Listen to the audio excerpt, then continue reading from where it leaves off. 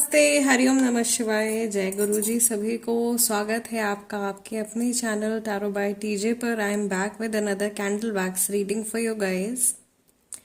आज की रीडिंग में हम चेक करने वाले हैं आपके जो एक्स पार्टनर हैं उनकी फीलिंग्स आपके टुवर्ड्स कैसी हैं with the help of candle.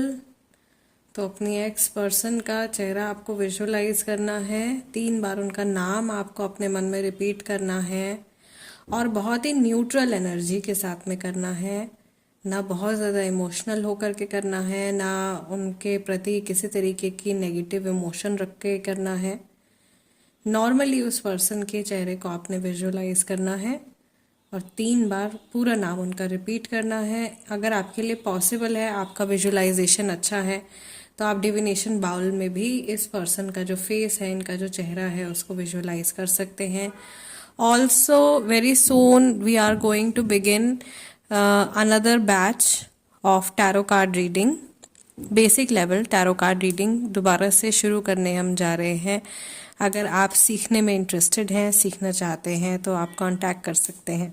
Okay, सो जब तक मैं आप लोगों के लिए एनर्जी क्लेंस कर रही हूँ, आपको अपना विजुअलाइजेशन जो है वो कंटिन्यू रखना है। अपने पर्सन के फेस के ऊपर ही आपको फोकस रखना है अपना पूरा। आज आप लोगों के लिए मैंने ये रेड कलर की कैंडल पिक करी है।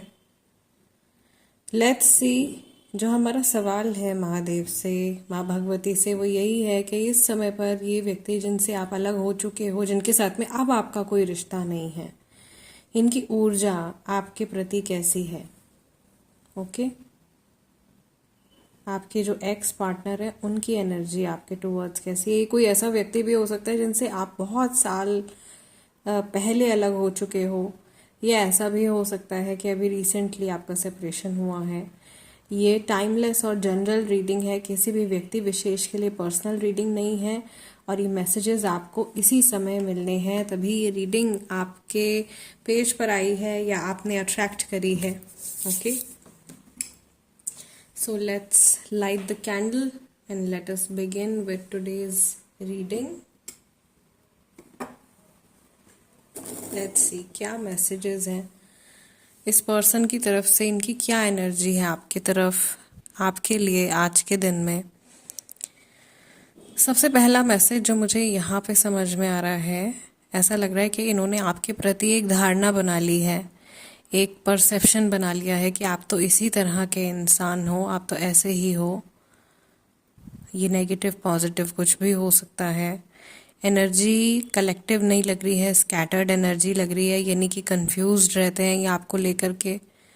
तो कभी कभी इनके मन में ये विचार भी आता है कि आपकी लाइफ में वापस से आ जाना चाहिए, लेकिन कोई थर्ड पार्टी प्रेजेंस इनकी लाइफ में है जो इनको आने नहीं देते हैं, या जिनकी वजह से ये रुक जाते हैं बार बार, या इनको ये डर सताता है कि जिस तरह से पहले आप लोगों का रिश्ता अचानक ख़त्म हुआ या चीज़ें ख़राब हुई, कहीं दोबारा से वैसे ही जो पास्ट में जो कुछ हुआ, कहीं दोबारा से वो सब चीज़ें रिपीट तो नहीं होंगी ना। तो वो फियर ज़रूर इनके मन में आता है आप लोगों की सिचुएशन को लेकर के। मुझे यहाँ पर ऐसा भी दिखाई दे रहा है कि ये जो व्यक्ति हैं, ये अपने मन में बहुत कुछ बातें सोचते हैं जिनको कि ये बता नहीं पाते हैं, क्योंकि वो सब चीज़ें इतनी ज़्यादा नेगेटिव हो जाती हैं। ओके, या ये ना सेल्फ ब्लेम में चले जाते हैं। दिस इज़ अनदर पॉसिबिलिटी कि ये पर्सन जो है ये बहुत ज़्यादा सेल्फ ब्लेम में चले जाते हैं, ये अपने आप को ब्लेम करने लगते हैं बहुत ज़्यादा। और see there is a lot of guilt, इनके मन में बहुत ज़्यादा गिल्ट है। और ये ऐसे पर्सन भी हो सकते हैं जो बहुत आसानी से अभी रोते हैं। शायद जब ये आपके साथ में कनेक्शन में थे, या जब आप लोगों का रिलेशनशिप था, आपने ये एक पर्टिकुलर साइड इस पर्सन की नहीं देखी है। अभी इनकी जो पर्सनालिटी है, जो इनके इमोशनल ट्रेट्स हैं, वो पहले के कंपैरेटिवली काफ़ी ज़्यादा चेंज हो गए हैं।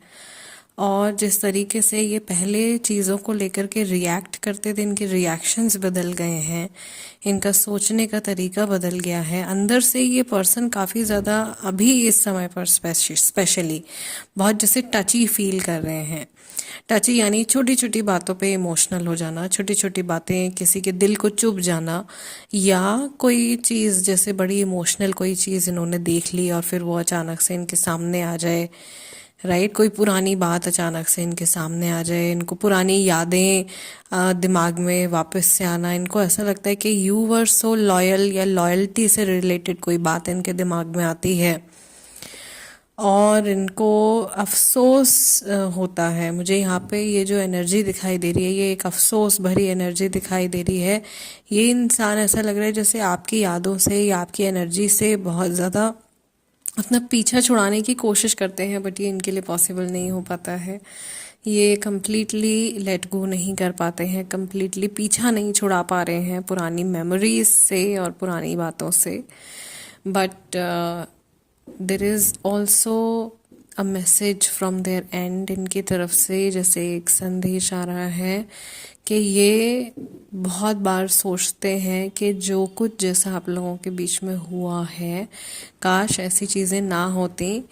और इनको अफसोस है अपनी कही किसी बात के ऊपर, या जिस तरह से इन्होंने आपको ट्रीट किया है, जिस तरह से इन्होंने आपके साथ में अपना बिहेव रखा है, या जो कुछ इन्होंने किया है आपको, आपके साथ में अगर उससे आपको चोट पहुंची है, तो इस बात की रियलाइजेशन, गिल्ट और अफसोस ये अपने मन में कैरी करते हैं और ये आपको बताना भी चाहते हैं। लेकिन इनको लाइफ में अभी रिसेंटली कोई धक्का मिला है, समथिंग शॉकिंग हैज़ हैपेंड, जिसने इनकी जो जड़ें हैं उनको हिला करके रख दिया है इनकी लाइफ में। जैसे यूनिवर्स ने इनको एक झटका दिया है इनकी लाइफ में, और अब ये जैसे जो सीरियस इमोशंस होते हैं उनको समझ रहे हैं।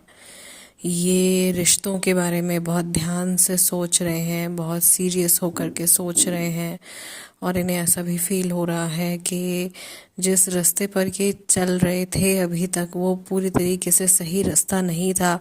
अपनी करनी की वजह से या सिर्फ अपनी खुशियों की वजह से इन्होंने बहुत सारे लोगों को चोट पहुंचाई है, या बहुत सारे लोगों को अपने रास्ते में इन्होंने शायद क्रश कर दिया है। मे बी आप में से काफ़ी सारे लोग किसी बड़े सेल्फिश इंसान के साथ में कनेक्टेड रहे हो, बट इनके अंदर सुधार आ रहा है। और सुधार आने का पहला लक्षण ही यही है कि इंसान को अपनी गलती का एहसास होने लगे, तो वो अपनी मिस्टेक्स का जो रियलाइजेशन है वो इनके मन में आ रहा है धीरे धीरे। और ये भी आता है कि जैसे जो समय का चक्र आगे चलता जा रहा है, काश किसी तरीके से उसको ये रिवाइंड कर देते और कुछ साल पहले चले जाते या कुछ महीने पहले चले जाते, जैसे भी आपकी सिचुएशन है, और जो कुछ इन्होंने किया है वो सब अनडू कर देते और आपको एकदम किंग की तरह या क्वीन की तरह ये ट्रीट करते। और जो जगह या जो वैल्यू आपको मिलनी चाहिए थी, वो जगह या वो उस तरीके की इम्पोर्टेंस आपको ये अपनी लाइफ में देते। ठीक है, मुझे ऐसा लग रहा है कि इस इंसान ने आप में से बहुत सारे लोगों को की जो सेल्फ रिस्पेक्ट है उसको ठेस पहुंचाई है, या आपको कई बार बहुत बार इन्होंने नीचा दिखाया है, और ऐसी सिचुएशंस में आपको डाला है कि आपका विश्वास जो है वो रिश्तों के ऊपर से कहीं ना कहीं डगमगा जाए। तो बहुत इमोशनली टॉर्मेंटिंग, परेशान कर देने वाली सिचुएशन से होकर के आप लोग गुजरे हो इस पर्सन के साथ में, उसका अंदाज़ा इनको शायद उस समय पर नहीं लग पाता था, या तब ये नहीं फील कर पा रहे थे, लेकिन अभी ये महसूस करते हैं इस चीज़ को, और वो बातें, पुरानी बातें इनको अंदर ही अंदर कचोटती हैं या आज के दिन में कचोट रही हैं।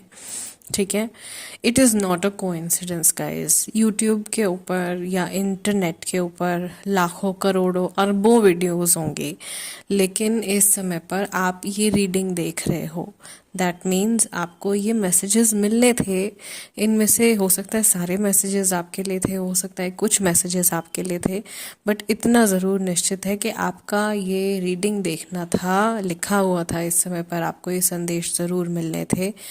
महादेव की तरफ से कुछ आपके लिए भी मैसेज है यहाँ पे, जो कि आपको समझना है। ठीक है, कई बार जो रीडिंग्स बहुत गहरी हो जाती है ना, जिनमें बहुत डीप मीनिंग्स चले जाते हैं, मैं आपको रेकमेंड करूँगी कि आप उनको 2-3 बार रिपीट देखिए।